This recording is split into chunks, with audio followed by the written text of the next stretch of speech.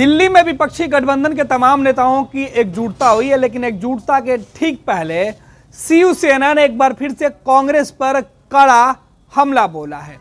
शिवसेना के मुखपत्र सामना में जो संपादकीय लिखा गया उसमें पूछा गया है कि कांग्रेस के पास चेहरा कौन सा है। विपक्ष जिस एकजुटता की बात करता है उस एकजुटता के लिए वो चेहरा कौन होगा जो बीजेपी और नरेंद्र मोदी से टक्कर लेगा। आपको बता दें कि सामना में लिखी गई संपादकीय को जनता दल यूनाइटेड का समर्थन मिला है। जेडीयू ने सीधे तौर पे कहा है कि हमारा एक साल बर्बाद हो गया। जिस एक साल में नीतीश कुमार ने बैठक की शुरुआत की थी उस बैठक में अब तक निकलकर कुछ सामने नहीं आया, जबकि दूसरी तरफ बीजेपी ने इन एक सालों के अंदर बूथ लेवल पर अपने कार्यकर्ताओं के साथ मंथन करके अपनी पूरी तैयारी कर ली है, जबकि कांग्रेस और पूरा विपक्ष का जो गठबंधन है वो बस इंतजार ही करते रह गया।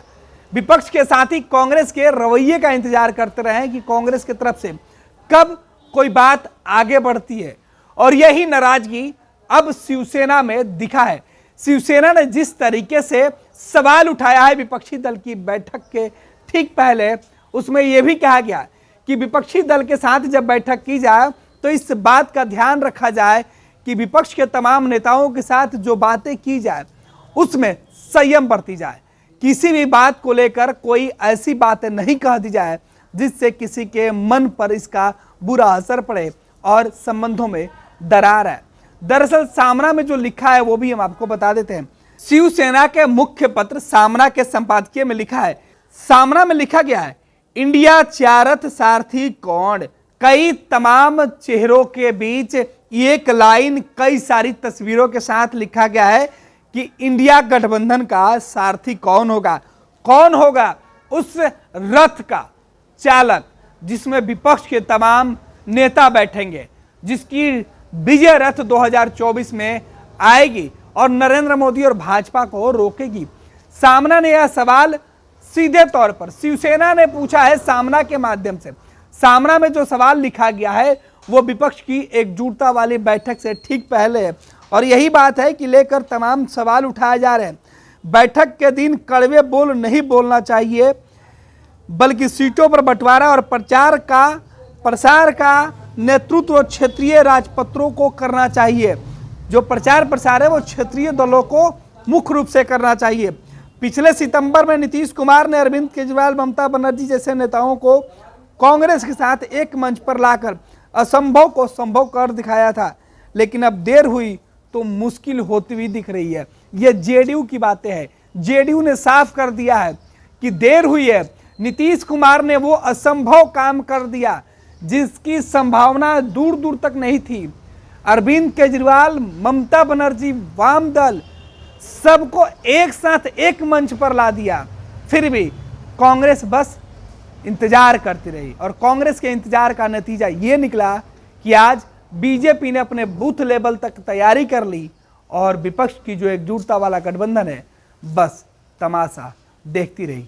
और कितना इंतजार, ये सीधे तौर पर सामना के इस तस्वीर के साथ एक लाइन के सवाल के साथ जेडीयू ने पूछा है, और सामना का सवाल सीधे तौर पर कांग्रेस के नेतृत्व पर सवाल है, कांग्रेस के आला कमान पर सवाल है।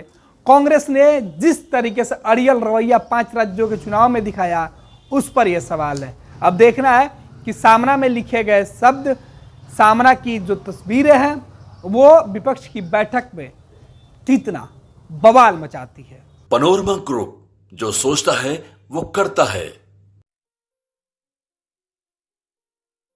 ये लो मुंह मीठा करो, आज मैंने अपना जॉब छोड़ दिया, अब हम पूर्णिया वापस जाएंगे। जॉब छोड़ दिया है? मतलब ये घर कैसे चलेगा? हम करेंगे क्या? और माँ बाबूजी क्या बोलेंगे? इसलिए मैं एक और मिठाई का डब्बा लाया। अपने बिजनेस के लिए लोन अप्रूव हो गया।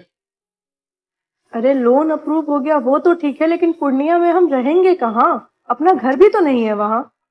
इसलिए तो एक और मिठाई का डब्बा अलग से लाया हूं। हमने पूर्णिया में घर ले लिया है, पूर्णिया के ई होम्स पैनोरमा में।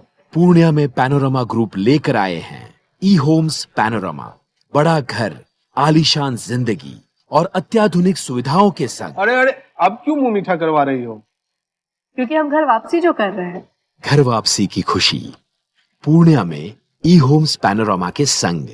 ई Homes Panorama, luxurious lifestyle redefined.